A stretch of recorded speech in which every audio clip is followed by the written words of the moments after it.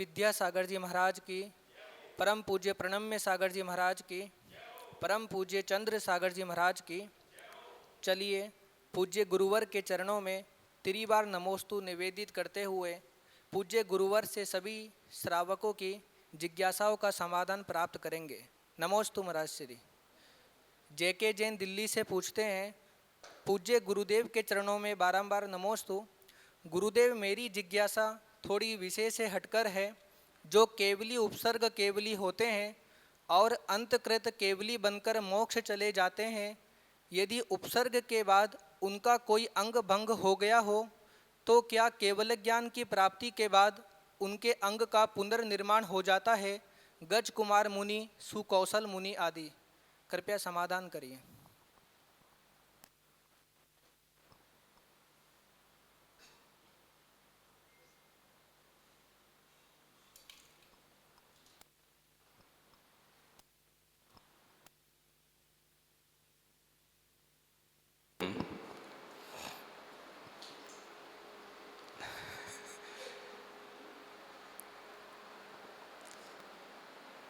उपसर्ग होने के बाद में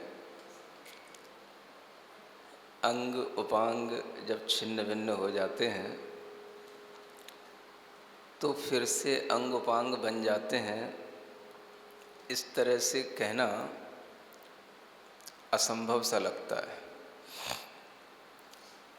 अगर उपसर्ग हुआ है और किसी भी तरह से उनकी आयु का एक निकट समय है, विच्छेद होने वाला है, तब तो कुछ संभावना है ही नहीं।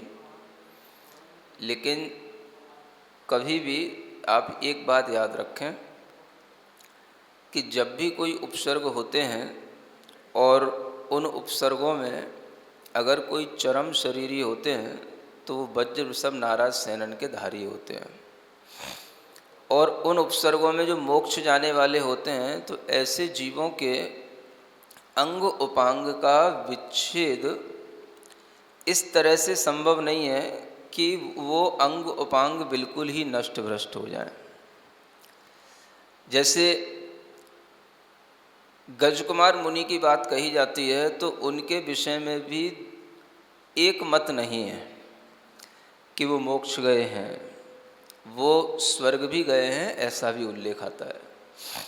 तो अगर गजकुमार मुनि के या जो पांडव आदि हैं उनके शरीर को जलाया गया तो वो जल गए, तो जलने के बाद में फिर वो शरीर की आयु भी इस तरह से क्षीण हो जाती है कि वह फिर बनता नहीं है। केवल ज्ञान होने के बाद अंतर्मुहूर्त में मोक्ष ही होता है। तो इस तरह से कोई उल्लेख नहीं मिलता कि किसी भी मुनि महाराज के शरीर को जलने के बाद या बिल्कुल ही नष्ट भ्रष्ट होने के बाद फिर से वह अंगोपांग बन जाते हों। जब चरम शरीरी हैं तो उनके लिए एक अंतर मुहूर्त में ये सब कुछ होना संभव है। और अगर कोई दूसरे तरीके से हाथ पैर इत्यादि पर कोई आघात पहुंचता है तो वो तो कोई उनके लिए विशेष उनके हाथ पैर कोई तोड़ दे या काट दे, ऐसा संभव भी इसलिए कम है क्योंकि वज्र वृषभ नाराज सेनन के साथ ये नहीं होता। हाँ, एक ही तरीका है कि उसकी आकृति को जलाया जा सकता है, और जिस तरह से पांडव आदि या गजकुमार आदि की आकृति अगर उनके शरीर की जला दी गई तो आकृति जल जाने से भी आयु कर्म की उदीर्णा हो जाती है, आयु कर्म का क्षय होता है। तो उस स्थिति में वह अंतर मुहूर्त में केवल ज्ञान को प्राप्त कर लेते हैं। अब एकदम से फिर से वो केवल ज्ञान होने के बाद पूर्ण सर्वांग सुंदर होकर के बैठ जाते हैं, ऐसा न मुझे कहीं अभी आगम से कहीं सिद्ध हुआ है और न मेरी कोई युक्ति से मुझे कुछ समझ आता है। योगेंद्र जैन नोएडा से पूछते हैं, नमोस्तु महाराज जी। गाथा 372 में बताया गया है कि देवों का अवधि ज्ञान स्थिर रहता है, तो क्या देवों का क्षयोपशम भी स्थिर रहता है? सेकंड, नमोस्तु महाराज जी। हाँ, जब देवों का अवधि ज्ञान स्थिर है और जिस देव को जो अवधि ज्ञान मिल गया है तो हम उस स्थिरता को क्षयोपशम की स्थिरता के साथ जोड़ें तो इसमें कोई बाधा नहीं है। जिनको जितना उस पर्याय में क्षयोपशम मिलना होता है मिल चुका होता है, वो क्षयोपशम उतना ही रहता है। उस क्षयोपशम को वो बढ़ा नहीं सकते हैं, इतना जरूर है कि जो थोड़ा बहुत अंतर आता है संक्लेश विशुद्धि के अनुसार, वो अंतर संभव है, बहुत अधिक हानि या बहुत अधिक वृद्धि नहीं होती है। इन्हीं का दूसरा प्रश्न है, गाथा 374 में तीर्थंकरों के संयम लेने पर उनको परमावधि होता है या सीधे सर्वावधि? कृपया समाधान करिए। तीर्थंकरों के संयम लेने के बाद में उन्हें सभी प्रकार की विशिष्ट रिद्धियाँ प्राप्त हो जाती हैं। ज्ञान की जो भी रिद्धियाँ हैं वो सब उनके लिए उपलब्ध हो जाती हैं, सिर्फ केवल ज्ञान की रिद्धि को छोड़कर। तो चाहे परमावधि हो चाहे सर्वावधि हो, अगर जिनको सर्वावधि हो गया तो अब परमावधि की जरूरत ही क्या है, क्योंकि बड़े में छोटा समाहित होता है, छोटे में बड़ा समाहित नहीं होता है, बड़े में छोटा समाहित होता है। तो जिनको सर्वावधि ज्ञान हो गया, बड़ा ज्ञान हो गया, तो परमावधि ज्ञान अपने आप उनके अंदर उसकी क्षमता, उसका क्षोभसम, उससे जानने योग्य विषय सब कुछ उनके अंदर आ गया, ऐसा समझ लेना चाहिए। और उनको वो सर्वावधि ज्ञान होता है, नियम से होता है। कुसुम पटोरिया जी पूछती है, नमोस्तु महाराज जी, शंका है कि देश प्रत्यक्षी को कुअवधि ज्ञान कैसे होता है, कृपया समाधान करिए। किसको? देश प्रत्यक्षी को। देश प्रत्यक्षी क्या होता है? देश प्रत्यक्षी का मतलब कुअवधि ज्ञान कैसे होता है? देश प्रत्यक्षी का मतलब क्या समझ में आ रहा है? थोड़ा स्पष्ट प्रश्न किया करें। अब एक देश प्रत्यक्ष ज्ञान तो सभी को ही होता है, मतिक ज्ञान, श्रुत ज्ञान, अवधि ज्ञान, सभी एक देश प्रत्यक्षी होते हैं, है ना। तो प्रश्न थोड़ा स्पष्ट करें। अगर मतिक ज्ञान, श्रुत ज्ञान को अवधि ज्ञान कैसे होता है, तो ये कोई प्रश्न भी नहीं है, क्योंकि अवधि ज्ञान तो अपने क्षोभसम से होता ही है, तो होता ही है। तो देश प्रत्यक्षी के लिए ही होगा, जो भी एक देश प्रत्यक्ष मतिक ज्ञान, श्रुत ज्ञान रख रहे हैं, उन सभी को अवधि ज्ञान होने में कोई बाधा नहीं है। इसलिए मनुष्य, तिर्यंच आदि चारों गतियों में यह अवधि ज्ञान होता है। निधि जैन मुंबई से पूछती है, नमोस्तु महाराज जी, क्या अवग्रह आदि से बिना धारणा पर जाए श्रुत ज्ञान हो सकता है, कृपया समाधान करिए। ये पहले भी आपको बताया है कि अवधि ज्ञान है, धारणामतिक ज्ञान है, ये सब क्रम से ना भी होते हुए कम से कम धारणा ज्ञान तो जितना क्षुप्सम है उसके अनुसार होता है। और अवग्रह ज्ञान जो है वो अकेला होकर के भी रह सकता है। श्रुत ज्ञान पर जाने के लिए ऐसी कोई विशेष कंडीशन नहीं है कि पूरा ही अवग्रह से लेकर के धारणा तक कोई मतिक ज्ञान हो, उसके बाद ही श्रुत ज्ञान की प्रवृत्ति हो। श्रुत ज्ञान मतिक ज्ञान के बाद होता है, और मतिक ज्ञान अगर अवग्रह है तो अवग्रह के बाद भी वह मतिक ज्ञान से श्रुत ज्ञान की प्रवृत्ति संभव है। कुसुम जैन कोटा से, नमोस्तु महाराज जी, आपने बताया कि 12 अंगों का ज्ञान संपूर्ण ज्ञान होता है, फिर आज 11 अंग 14 पूर्वों का प्रचलन कैसे आ गया, कृपया समाधान करिए। श्रुत ज्ञान की मार्गणा को ढंग से समझने के बाद में ये प्रश्न आपके लिए होना नहीं चाहिए था कि 12 अंग का जब प्रकरण हो गया तो फिर 14 पूर्व का प्रचलन कहाँ से हो गया। ये प्रचलन की बात नहीं है। उस समय पर भी बहुत जोर दे करके बताया था कि 12 अंगों में 14 पूर्वों का अपना अलग महत्व है। 14 पूर्व अपने आप में बहुत बृहत शास्त्र हैं, बहुत बृहत ज्ञान है, इसलिए उनका नामोल्लेख अलग से किया जाता है। आप जानते हैं कि जब कोई सामान्य रूप से भी कथन होता है तो उसमें भी अगर कुछ विशिष्ट होता है तो उसका उल्लेख किया जाता है। जैसे कि सामान्य रूप से हमने किसी भी सभा में मनुष्यों को बुलाया तो सामान्य रूप से मनुष्य आ गए, लेकिन जब उसमें कुछ विशिष्ट होते हैं तो उनको हम अलग से नाम लेकर के बुलाते हैं। तो अब आप कहोगे आपने सबको सामान्य रूप से नाम ले ही लिया था, सबका आपने सामान्य रूप से इनविटेशन दे ही दिया था, सबको बुला ही लिया था, तो फिर अब विशिष्ट का नाम क्यों लिया। तो ये अपने को हमेशा ज्ञान रखना है कि सामान्य और विशेष के माध्यम से ही हमेशा व्यवहार चलता है। तो 12 अंगों के ही 12वें अंग के ये 14 पूर्व जो है भेद हैं, और ये भेद इतने बड़े हैं कि इन्हें अलग से भी हमें कहना होता है, ऐसा आप समझने की कोशिश करें। अर्चना जी जैन जयपुर से, नमोस्तु महाराज जी, मेरी कोई शंका नहीं है, पर आपसे समझना चाहती हूँ कि जब हम शास्त्री जी की परीक्षा देते हैं और जब हमारे अंक दूसरों से कम आते हैं तो न चाहते हुए भी मन में हीन भावना और द्वेष आता है। ये जानते हैं ये गलत है, तो हम इससे कैसे बचें? देखो, हीन भावना और द्वेष ये दोनों अलग अलग चीज़ें हैं।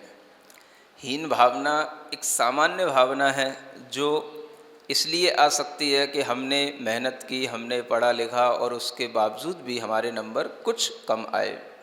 तो इस तरह से सोच लेना कोई बुरी बात नहीं है। लेकिन द्वेष यह बुरी बात है कि द्वेष क्यों करना? ये तो परीक्षा आपके ज्ञान के क्षयोपशम की वृद्धि के लिए हो रही है। तो आपको ये सोचना चाहिए कि हमने इस परीक्षा के निमित्त से जो अध्ययन किया उससे हमने अपने ज्ञान के क्षयोपशम को ठोस बनाया, उससे हमने अपने ज्ञान को और दृढ़ बनाया, तो उससे हमें लाभ हुआ। यदि हम ये परीक्षा नहीं देते तो हम इस ढंग से बहुत ही एकाग्रता के साथ में अध्ययन नहीं करते, हमें बहुत सी चीज़ें याद नहीं होती। तो इसके निमित्त से हमें बहुत कुछ याद हो गया, बहुत कुछ हमें अच्छा ज्ञान हो गया। ऐसा विचार करके कि ये तो परीक्षा धर्म की परीक्षा है और धर्म की परीक्षा में मैं हमेशा कहता हूँ कोई भी व्यक्ति कम नहीं होता, कोई भी व्यक्ति फेल नहीं होता। तो आप कम से कम मेरी बात को तो याद रखा करो कि धर्म में कोई भी व्यक्ति फेल नहीं होता, धर्म में कोई भी व्यक्ति छोटा नहीं होता। तो धर्म की परीक्षा देने का जो व्यक्ति उत्साह बना रहा है वही अपने आप में उसका बड़ा भाव है और वो प्रशंसा के योग्य है। ऐसा विचार हमेशा सभी श्रावकों को, सभी श्रोताओं को रखना चाहिए। व्रती श्रावक ऋषभ जैन पूछते हैं, कर्मों की अविपाक निर्जरा क्या पंचम गुणस्थान में शुरू होती है या फिर सामान्य श्रावक की भी व्रतों को धारण करने वालों की भी अविपाक निर्जरा होती है? कर्मों की निर्जरा तप के माध्यम से कही गई है और तप अगर सम्यक दर्शन के साथ है तो उस तप से कर्मों की निर्जरा होती है। अविरत सम्यक दृष्टि गृहस्थ भी कर्मों की निर्जरा कर सकता है तप के माध्यम से, लेकिन उसकी निर्जरा थोड़ी देर के लिए ही होती है जब वो तप करता है। उसके लिए हाथी के स्नान का उदाहरण दिया जाता है कि जैसे हाथी होता है वो तालाब में नहाने के लिए जाता है तो जब तक नहा रहा है तब तक तो धूली से रहित है और वो बाहर आते ही उसकी आदत होती है कि वो सूंड उठा करके फिर से जो है मिट्टी अपने ऊपर उड़ेल लेता है। तो इसी तरीके से गृहस्थों की निर्जरा होती है जो बिना व्रत वाले होते हैं। जब कभी तप कर लेते हैं तो थोड़ी देर के लिए उनके लिए ये निर्जरा का प्रक्रम होता है, बाद में फिर वो अपने में लिप्त हो जाते हैं तो फिर वैसे ही कर्म बंधों से बंधने लग जाते हैं। लेकिन जो व्रती होते हैं उनका हमेशा एक नियमावली बन जाती है, उनके रूल्स बन जाते हैं, तो वो हमेशा एक मर्यादा के अंदर ही रहते हैं और मर्यादा में ही हर प्रकार की प्रक्रिया क्रिया करते हैं, इसलिए उनकी निर्जरा सतत होती है। तो तप का मतलब ऐसा नहीं है कभी कभार कर लेना। तप अगर कभी कभार होता है तो भी वो अविपाक निर्जरा का कारण है, लेकिन व्रत लेना भी अपने आप में एक तप होता है, इसलिए उससे अविपाक निर्जरा हमेशा होती है, ऐसा जानना। चंदा रानी जैन साहिबाबाद से, नमोस्तु गुरुदेव। अनंतानुबंधी का अप्रशस्त उपशम होता है, उसमें 3 करण नहीं होते, तो क्या प्रथमोपशम सम्यक्त्व में करण केवल दर्शन मोहनीय के लिए ही होते हैं? कृपया समाधान करिए। होते तो दर्शन मोहनी के लिए ही हैं, लेकिन जैसे दर्शन मोहनी कर्म के साथ में अनंतानुबंधी कषाय का भी अपना संबंध रहता है, तो उसका भी जो है कुछ प्रक्रिया के बस उसके ऊपर भी प्रभाव पड़ता है। तो केवल अनंतानुबंधी नहीं, हर कर्म के ऊपर प्रभाव पड़ता है जब कोई ये करण आदि कार्य होते हैं, लेकिन मुख्यतः जिस प्रयोजन के साथ हो रही है वो उसी प्रयोजन के साथ ही उस मुख्य कार्य को देखा जाता है। तो प्रक्रिया जो करण के माध्यम से उपशमन की घटित होगी वो दर्शन मोहनी में ही होगी। अनंतानुबंधी आदि कषाय में सामान्य रूप से प्रक्रिया होगी और इसीलिए उनका विधि पूर्वक उपशमन या प्रशस्त उपशमन नहीं होने के कारण से वो उपसम सम्यक्त्व के काल में भी जब एक समय और 6 आवली काल बचता है तो उसमें भी उसका उदय हो जाता है। ये किस लिए हो गया? क्योंकि उसका उपशमन दर्शन मोहिनी की तरह प्रशस्त रूप में नहीं था, इसलिए उसका उदय बीच में आ गया। तो अनंतानुबंधी के लिए अलग से नहीं करना पड़ता है, वो उसके साथ हो जाता है। जैसे कि आपने एक मुहावरा सुना हो, गेहूं के साथ भथुआ को भी पानी लग जाता है। कभी सुना? जानते हो भथुआ के नहीं जानते? सुन लेना, सीख लेना है। चलो। कमल नयनी जैन दरियागंज से नमोस्तु गुरुदेव। स्थिति बंदाप शरण 9वें गुणस्थान में किस प्रकार मानेंगे, कृपया समाधान कीजिए। आपको ये पता होना चाहिए कि स्थिति बंदापसरण एक हल्की प्रक्रिया है और स्थिति कांडक घात उससे बड़ी प्रक्रिया है। जहाँ बड़ी प्रक्रियाएं होने लग जाती हैं वहाँ छोटी प्रक्रियाओं का कोई महत्व नहीं होता है। स्थिति बंदापसरण का मतलब है स्थिति का धीरे धीरे घटना। स्थिति बंद का अपसरण माने ह्रास होना, धीरे धीरे ह्रास होना। और स्थिति कांडक घात का मतलब है कि एक ही चोट पर बहुत सारी स्थिति का घात कर देना। तो 9वें गुण स्थान में स्थिति कांडक घात होने लग जाते हैं, इसलिए वहाँ पर स्थिति बंदापसरण का कोई विशेष महत्व नहीं है और ना ही उसका कोई विशेष रूप से वहाँ पर कथन है। ये कथन जब तक स्थिति कांडक घात शुरू नहीं होते हैं उससे पहले किया जाता है, ऐसा जानना। इन्हीं की एक और शंका है, स्थिति कांडक घात 7वें और 8वें दोनों गुणस्थान में होता है क्या, कृपया समाधान कीजिए। स्थिति कांडक घात का गुण स्थानों से कोई संबंध नहीं। स्थिति कांडक घात अपूर्व करण से प्रारंभ होते हैं। जहाँ पर भी अपूर्व करण परिणाम होंगे वहाँ पर स्थिति कांडक घात होंगे। अगर कोई मिथ्या दृष्टि जीव भी प्रथम गुण स्थान में है तो वह भी स्थिति कांडक घात करता है, ऐसा ध्यान रखना। अपूर्व करण परिणाम से स्थिति कांडक घात शुरू होते हैं, ये नियम है। वो चाहे किसी भी निमित्त से हो रहे हों, किसी भी प्रक्रिया के लिए किए जा रहे हों, किसी भी गुण स्थान में हो रहे हों। विभा जैन सूरत से नमोस्तु महाराज जी।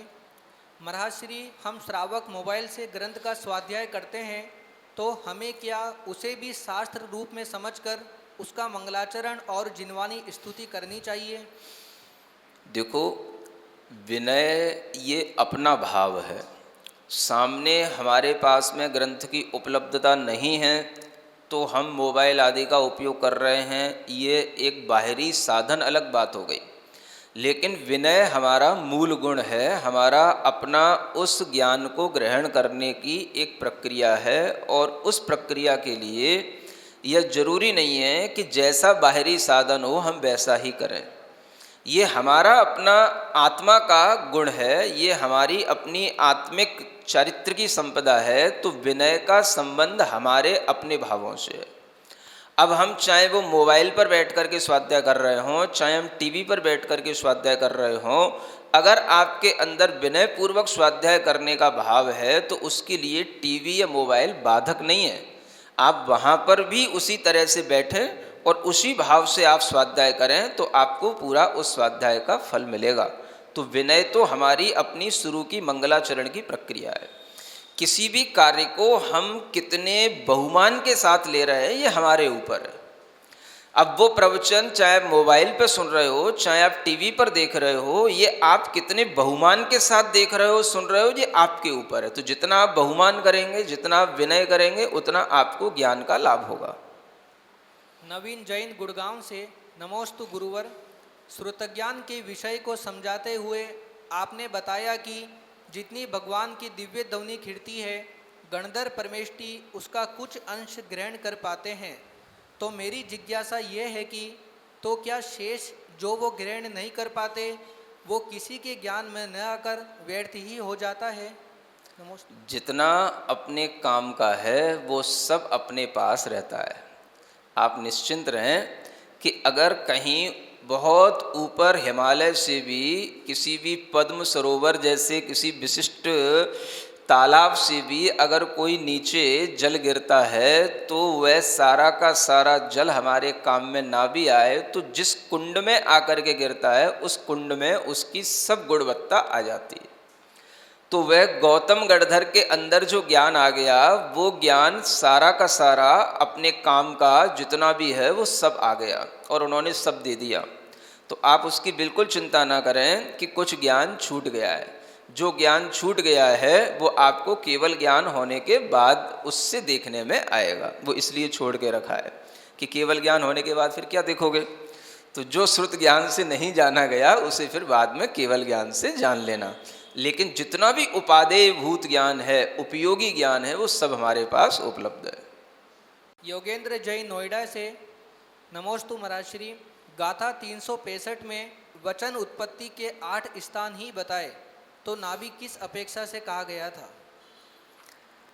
उत्पत्ति होने की प्रक्रिया में ये पहले भी तो बताया था, ये प्रश्न पहले भी आया था कि नाभि का भी एक अपना उसमें एक आघात पहुंचता है। नाभि से ही जो है वह प्रक्रिया शुरू होती है और नाभि से ही जो है वह सारी शक्ति बनना शुरू होती है, जिस शक्ति का उपयोग शब्द वर्णाओं को कंप्रेस करने के लिए किया जाता है। इसलिए नाभि का उपयोग शब्द की उत्पत्ति में आवश्यक होता है। इन्हीं का दूसरा प्रश्न है, गाथा 366 में संसारी जीव को सुख का भोक्ता तथा मुक्त को अभोक्ता कहा, पर मुक्त तो अनंत सुख के भोक्ता हैं, सामंजस्य कैसे घटित करें? क्या हो गया? संसारी जीव को सुख का भोक्ता और मुक्त को अभोक्ता कहा। मुक्त को मतलब मुक्त जीव को अभोक्ता कहा, तो पर मुक्त तो अनंत सुख के भोक्ता हैं, सामंजस्य कैसे घटित करें? अरे भाई, सामंजस्य विवक्षाओं से घटित होता है। जो कथन किया जा रहा है उसको किस विवक्षा में कहा जा रहा है? ये सिर्फ एक ज्ञान की विवक्षा ही तो है कि ये भोक्ता हैं, ये अभोक्ता हैं। अब हम संसारी जीव को जड़ भी कह देंगे तो किस अपेक्षा से? जब वह बाहरी सभी इंद्रियों के विषय के ज्ञान से रहित हो जाएगा तो हम जीव को जड़ भी कह देते हैं। तो ये सब अपेक्षा वेद से कहा जाता है। आप विवक्षाएं समझें कि मुक्त जीव अगर अभोक्ता हैं तो किसके? इंद्रिय सुख के भोक्ता नहीं है, इसलिए अभोक्ता हैं। तो इंद्रिय सुख के आप भोक्ता हैं तो आप मुक्त अतीन्द्रिय सुख के भोक्ता नहीं है। तो सब दोनों एक विपरीत प्रक्रिया है। तो जहाँ पर वह अतीन्द्रिय सुख का भोग कर रहे हैं तो अब उन्हें इंद्रिय सुख के भोग की जरूरत क्या है? जब व्यक्ति बड़ी चीज़ से संतुष्ट हो जाता है तो छोटी छोटी जीवों को दिमाग क्यों खराब करेगा? तो ये आपको समझना है कि बड़ा सुख मिलने के बाद में छोटे सुख की कोई उपयोगिता वैसे भी नहीं होती है। सुरेश जी मेहता मुंबई से, नमोस्तु महाराज श्री। अपूर्व करण गुणस्थान में कितने भाग होते हैं? जो भी भाग होते हैं वो सब आपको समय पर बताए जाते हैं, है ना। और उन भागों में होने वाला जो कार्य है वो आपको अगर जानने की जिज्ञासा है तो फिर अभी आपको कर्म कांड के माध्यम से समझना पड़ेगा। अभी आप जीव कांड पढ़ रहे हैं तो जीव कांड में जितना पढ़ाया जा रहा है अभी आप उतना ही पढ़ें। जीव कांड के विषय में कर्म कांड का भी विषय ज़्यादा लाएंगे तो फिर श्रोताओं को दिक्कत प्रारंभ हो जाएगी। श्रीपाल रावणे अकोला से, नमोस्तु गुरुवर। गोमठसार जीवकांड ग्रंथ जी में ज्ञान मार्गणा में प्रथमानुयोग, करणानुयोग, चरणानुयोग, द्रव्यानुयोग आदि 4 भाग का विभाजन देखने में नहीं आया, तो रथकरण श्रावकाचार में आचार्य स्वामी ने विभाजन किया है, ऐसा क्यों? हमारा समाधान करें। आपको अलग अलग दृष्टियों से हर चीज़ को समझना चाहिए। रत्नकरण श्रावकाचार में ये बताया जा रहा है कि आप अगर सम्यक ज्ञान को ग्रहण करना चाहते हैं तो आप ये 4 अनुयोगों का ज्ञान ग्रहण करें। वहाँ आपको सम्यक ज्ञान प्राप्त कराया जा रहा है। सम्यक ज्ञान को प्राप्त करने के लिए 4 अनुयोगों का स्वरूप जानना और उसका अध्ययन करना ये आवश्यक होता है। इसलिए रत्नकरण श्रावकाचार में प्रथमानुयोग, करणानुयोग आदि का ज्ञान दिया गया। ज्ञान मार्गणा का प्रयोजन आपको ये नहीं है कि आप सम्यक ज्ञान ग्रहण कर रहे हैं, कि आप जो है केवल सम्यक ज्ञान का स्वरूप जान रहे हैं। ज्ञान मार्गणा का उपयोग ज्ञान का स्वरूप बताना है। तो ज्ञान कितने प्रकार के होते हैं, अज्ञान कितने प्रकार के होते हैं, यहाँ हमें ज्ञान का स्वरूप बताया जा रहा है। तो दोनों की विवक्षा अलग अलग है, उद्देश्य अलग अलग है। ज्ञान मार्गणा का प्रयोजन हमें केवल प्रथमानुयोग चरणानुयोग आदि एक ग्रंथ के नाम बताने का नहीं है। ज्ञान वास्तव में कितने प्रकार के होते हैं, तो जो ज्ञान मति श्रुत आदि 5 प्रकार के ज्ञान होते हैं उनका डिटेल उस ज्ञान मार्गणा में आएगा, है ना। हर एक शास्त्र का विषय अविधेय जिसको कहते हैं वो अलग अलग होता है। अगर सब शास्त्रों में एक ही जैसा और एक ही तरह का विषय होगा तो फिर आप अलग अलग शास्त्रों का अध्ययन क्यों करेंगे और उससे आपको लाभ क्या होगा। तो आप ये समझें कि सम्यक ज्ञान सम्यक दर्शन के साथ में जो है वहाँ पर आपको ये बताया जा रहा है कि सम्यक दर्शन कैसे प्राप्त किया जाता है, सम्यक ज्ञान कैसे प्राप्त किया जाता है। यहाँ ये नहीं बताया जा रहा कि आपको सम्यक ज्ञान कैसे प्राप्त किया जा रहा है। जीव कांड में ये बताया जा रहा है कि ज्ञान का स्वरूप क्या होता है, ज्ञान की मार्गणा में कितने ज्ञान कितने अज्ञान आते हैं, यहाँ ये सम्यक ज्ञान आपको दिया जा रहा है। तो दोनों चीज़ों में अंतर समझें। जेके जैन कृष्णा नगर दिल्ली से नमोस्तु महाराज श्री। सत संख्यादीय अनुयोग द्वार पृष्ठ 40 पर आपने बताया है कि आहारक मिश्र का योग में जीव संख्यात हैं, इनकी संख्या का निश्चय नहीं है, जबकि गोमटसार जीवकांड जी में इनकी संख्या 27 कही है, ऐसा कैसे। ये आचार्यों के अलग अलग उल्लेख हैं। कहीं आचार्यों ने संख्या का नियामक कर दिया है 27 ही है, कहीं आचार्यों ने संख्या नहीं लिखी, उन्होंने संख्यात लिख दिया है, संख्यात भी 27 ही होती है। तो ये आचार्यों के अलग अलग उपदेश या उल्लेख हैं। तो इसको इसी रूप में जानना कि कहीं पर आचार्यों ने संख्यात संख्या भी लिखी है, कहीं पर उसको 27 संख्या से भी नियमित कर दिया है, ऐसा जानना। इन्हीं का दूसरा प्रश्न है, आपने समझाया कि वचन योग मनोयोग पूर्वक ही होता है। जब आहारक शरीर केवली प्रभु से प्रश्न पूछता है तब वचन योग और प्रश्न पूछने से पहले मनोयोग होता है, या उस पूरे अंतर्मुहूर्त काल में आहारक का योग ही बना रहता है। जब आहारक का योग है तो उस आहारक का योग के साथ में अगर अंतर मुहूर्त में बीच में मनोयोग वचन योग आता है तो उसमें कोई बाधा नहीं है, क्योंकि जिस तरह से अपने साथ में औदारिक काय योग रहता है तो औदारिक काय योग के साथ में मनोयोग वचन योग भी चलता है। तो उसी तरह से वहाँ पर भी आहारक काय योग के साथ में वचन योग मनोयोग के बीच में प्रक्रिया आती है, उसमें कोई बाधा नहीं होती, लेकिन वो सब कहलाता है वो आहारक काय योग का ही काल कहलाएगा सामान्य रूप से। और वचन योग मनोयोग बीच में संभावित हैं, आ सकते हैं, क्योंकि उसके बिना वह कोई भी प्रश्न इत्यादि नहीं कर सकता है। इन्हीं की तीसरी जिज्ञासा है कि प्रथम षट स्थान में वृद्धि पहले असंख्यात गुण, संख्यात गुण, संख्यात भाग, असंख्यात भाग और अनंत भाग कर्म में क्यों होती है और अनंत गुण वृद्धि क्यों नहीं। ये किसके लिए पूछा जा रहा है, किसमें नहीं होती। प्रथम षट स्थान में वृद्धि। प्रथम षट स्थान का मतलब क्या होता है? षट स्थान का मतलब ही होता है इसमें 6 प्रकार की वृद्धियां हों। आपका प्रश्न ही अधूरा है।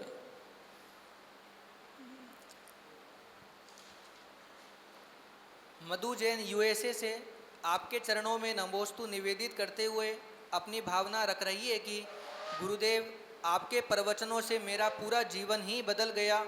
आप ही हम भक्तों को धर्म का सच्चा मार्ग दिखा रहे हैं। आपके ही कारण हम विदेश में रहने वालों को धर्म का सही ज्ञान मिल गया। नमोस्तु गुरु। परम पूज्य 108 गुरुवर प्रणम्य सागर जी महाराज की, परम पूज्य चंद्र सागर जी महाराज की जय। नमोस्तु गुरुवर।